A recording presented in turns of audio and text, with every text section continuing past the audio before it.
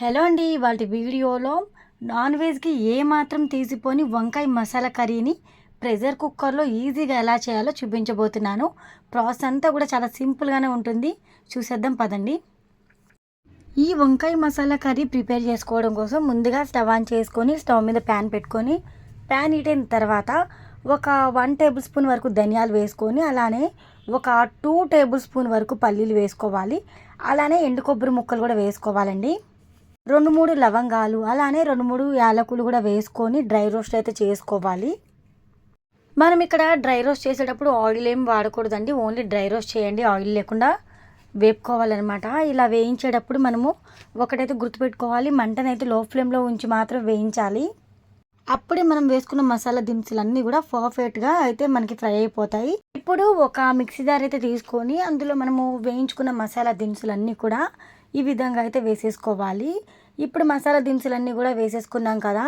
Next వచ్చేసి మనము చిన్న అల్లం ముక్క, అలానే 7-8 వెల్లుల్లి రెబ్బలు, అలానే ఒక 7-8 వరకు జీడిపప్పు కూడా తీసుకొని వేసుకోవాలండి. ఇప్పుడు ఇవన్నీ వేసిన తర్వాత కొంచెం వాటర్ అయితే యాడ్ చేసుకోవాలి. వాటర్ యాడ్ చేసుకొని గ్రైండ్ చేసుకోవాలండి. ఇప్పుడు ఇక్కడ ఈ మసాలా అంతా కూడా మనము గ్రైండ్ చేసుకొని తీసుకొని పక్కన పెట్టేసేయాలి. ఆ తర్వాత మనము ఒక బౌల్ తీసుకొని అందులో మంచినీళ్ళు అయితే పోసుకోవాలండి. ఫ్రెష్ వాటర్ తీసుకోవాలి. వాటర్ పోసుకున్న తర్వాత ఉప్పు అయితే యాడ్ చేసుకొని వంకాయ ముక్కలు ఈ విధంగా 4 వైపులుగా కట్ చేసుకొని అయితే వేసుకోవాలన్నమాట. ఇలా ఉప్పు కలిపిన నీళ్ళల్లో వంకాయ ముక్కలు వేసుకోవడం వల్ల వంకాయ ముక్కలు అనేవి చేదుగా అవ్వకుండా ఉంటాయి. డైరెక్ట్గా కట్ చేస్తే కనుక కర్రీ మొత్తం చేదే ఛాన్స్ ఉంటుంది. సో మనం వాటర్లో కడిగే వేసుకోవాలి ఎప్పుడైనా కూడా. అది కూడా ఉప్పు వేసిన నీటిలోనే కడగాలండి. వంకాయలు కట్ చేసేటప్పుడు పుచ్చు వంకాయలు ఏమైనా ఉన్నాయా అనేది కూడా మనం ఒకసారి చెక్ చేసుకొని తీసుకోవాలి. ఇప్పుడైతే వంకాయలు కట్ చేసాం కదా. నెక్స్ట్ వచ్చేసి కర్రీ ప్రాసెస్ చూద్దాం పదండి. స్టవ్ ఆన్ చేసుకొని స్టవ్ మీద ప్యాన్ పెట్టేసేయండి. నేను ఇక్కడ ప్రెషర్ కుక్కర్లో కుక్ చేస్తున్నా అని చెప్పాను కాబట్టి కుక్కరే పెట్టేస్తున్నాను డైరెక్ట్గా.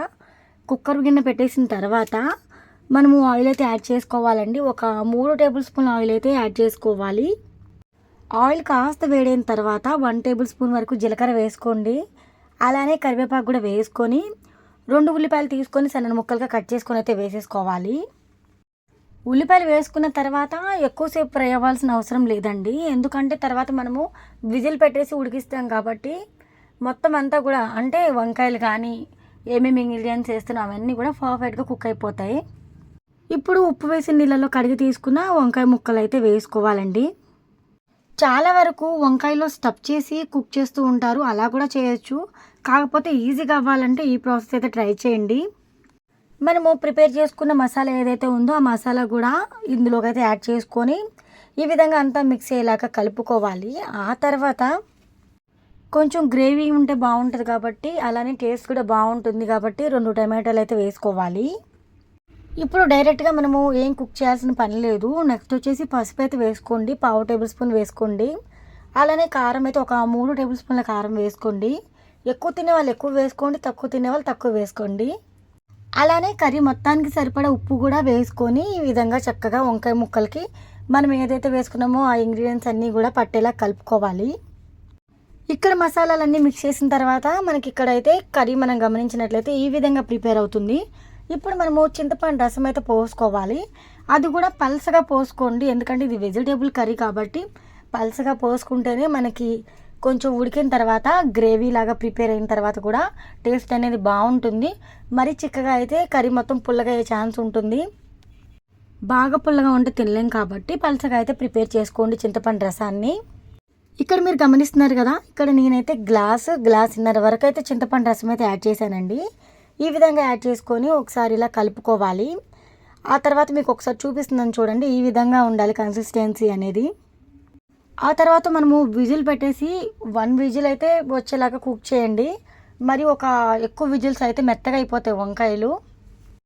మీరు ఒకసారి చెక్ చేసుకోండి. 1 విజిల్ పెట్టిన తర్వాత వంకాయలు ఉడికినట్టు అనిపించకపోతే ఇంకొక 1 విజిల్ అంటే 2 విజిల్స్ పెట్టుకోండి. మ్యాక్సిమం అయితే 1 విజిల్లోనే కుక్ అయిపోద్ది. నేను ఇక్కడ 1 విజిలే పెట్టేసి ఉడికించేసాను. ఆ తర్వాత ఇలా ప్రిపేర్ అయింది.